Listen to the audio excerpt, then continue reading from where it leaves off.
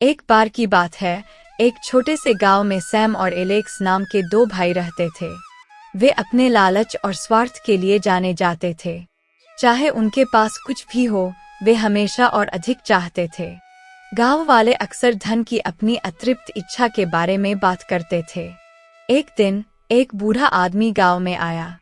वह अपनी बुद्धिमत्ता और दयालुता के लिए जाने जाते थे। गांव वाले उनका सम्मान करते थे और जब भी उन्हें कोई समस्या आती थी तो वे उनसे सलाह लेते थे। बूढ़े व्यक्ति ने लालची भाइयों को सबक सिखाने का फैसला किया। वह सैम और एलेक्स के पास आया और कहा, मेरे पास एक जादुई पेड़ है जो आपकी कोई भी इच्छा पूरी कर सकता है। हालांकि एक शर्त है, आप केवल एक ही इच्छा कर सकते हैं और वह पूरी हो जाएगी।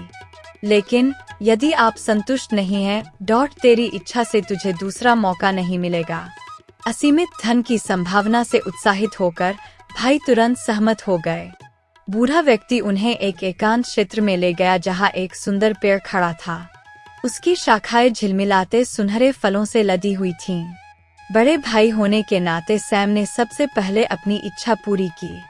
उसने सोने के एक थैले की कामना की। तुरंत सोने के सिक्कों से भरा एक थैला उसके चरणों में प्रकट हुआ। लालच में उसने बाकी सब चीजों से बिल्कुल बेखबर होकर अपनी संपत्ति गिनना शुरू कर दिया। अब एलेक्स की बारी थी। उसने अपने भाई का सोने से भरा बैग देखा और सोचा, मुझे सैम से भी अधिक चाहिए, इसलिए उन्होंने 2 बैग सोने की कामना की। जैसे ही उसने अपनी इच्छा व्यक्त की, दूसरा बैग सैम के बगल में आ गया। जैसे ही भाई अपनी नई मिली संपत्ति पर आश्चर्यचकित हुए, बूढ़े व्यक्ति ने उन्हें चेतावनी दी, याद रखें, यह आपका एकमात्र मौका है। सावधान रहें कि आप क्या चाहते हैं। लेकिन भाई लालच में अंधे हो गए थे। सैम ने एलेक्स से फुसफुसाकर कहा, 2 बैग के लिए क्यों समझौता करना, और अधिक की इच्छा करो। इसलिए एलेक्स अपने भाई से आगे निकलने की चाहत में 3 बैग सोने की कामना करता था।